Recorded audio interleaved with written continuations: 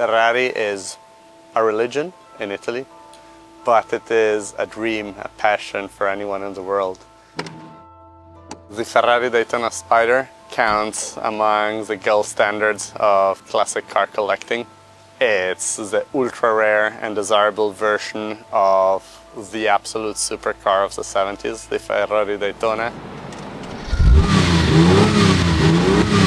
With only 121 made, out of which only 19 European ones, such as this one. Can't get better than that. Not to mention, this is the one of one in Giallo Fly, or yellow. Giallo Fly is one of the absolute top colors for Ferraris. It has become so over time, but for sure the yellow Daytonas helped a lot. What's especially cool is that this specific car is the one of which they made the model which most Italian kids had in their bedroom in the 70s. So people in Italy go wild about this car. My name is Camillo Mekacher-Vogel, driving a 1972 Ferrari 365 GTS4, better known as the Daytona Spyder.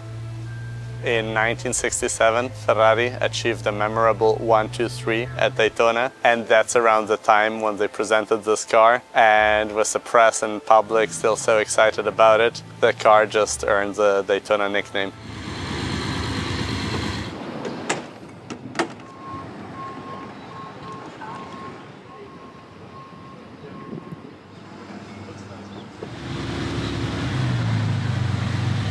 It was, of course, an amazing car, amazing history. Delivered new in the Middle East, apparently to a royal family. But then it hadn't been seen in the public eye for many, many years. But it had been enjoyed quite a bit, as it should be.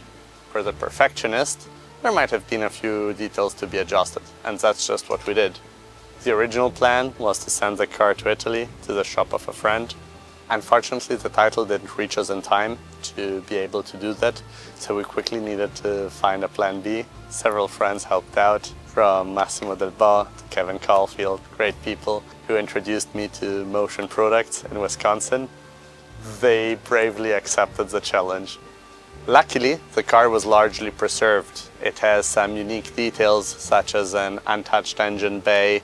We didn't repaint anything, we just dismounted the engine, had it cleaned component by component. It's important if someone wants to understand 50 years from now what an original paint job of an engine by Ferrari looked like. There won't be many cars around. Not to mention something even more delicate, such as the dashboard. The original dashboard and other things which are becoming increasingly relevant to the discerning collector. We really wanted to preserve those while adjusting the minor details that needed some adjustment. The safe option would have been just to replace any original component which was slightly blemished, but I was sure with the quality of the jury at Cavallino, the judges would understand what we were trying to do, and they would actually appreciate even more the fact that we were presenting some components which weren't perfect, but they were themselves. So, we bought the car in California in August 24, and we immediately had this dream of presenting it at Cavallino, Palm Beach.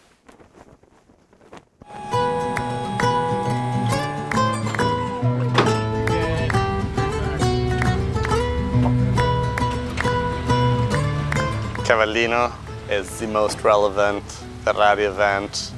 Its Platinum Awards are the most credible testament to the quality of a car you can imagine. It was really important for us to fight for that award, to certify the quality of the car.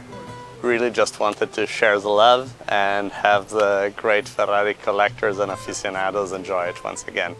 But at the same time, you should respect an event like Cavallino and do your very best to present it in the best way possible. So we really wanted to present it in the best possible shape, but the best possible shape, in our view, was perhaps slightly unconventional.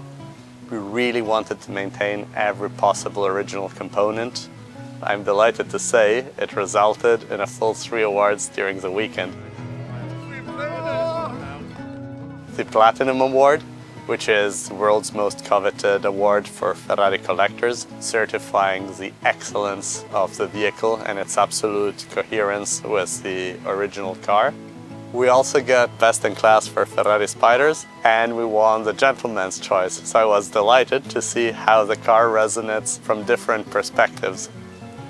The rarity of a Daytona Spyder was the fact it was a European car. Combined with the color, people just went out of their minds. We got so much love, it's crazy. It was labor of love. It was a great team at Motion Products. Our team worked hard on sourcing the original spares, new old stock in Italy. We flew the wheels up and down the Atlantic to have them redone at Borani. I was flying to Wisconsin from Milan to check up on the work, but it was worth it. When I saw the ribbon on the car, I was just, this is so cool. But we made it and I couldn't be happier.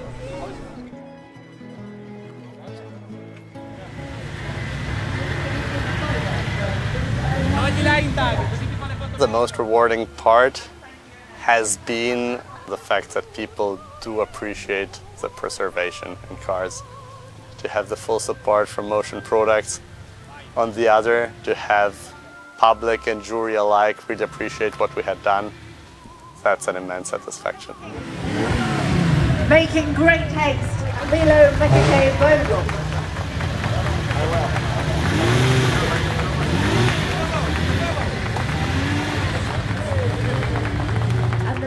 Once you touch them, the original essence of the car is gone forever. Classic cars, it's art, it's collective memory, it's culture, it's passion, it's our collective heritage. So we really bear a responsibility. Driving a beautiful car is the time in my life I'm most at peace with myself and the world. The relationship you develop to the car, how you must listen, how you must feel it with your bum. Every action of yours has a reaction, but also every action of the car requires a reaction from you. To enjoy the endless torque. In any gear, it will pick you up. In any curve, it will carry you out smoothly. But then you can also just cruise at 1,500 rounds per minute along the Atlantic Ocean. Hard to beat that.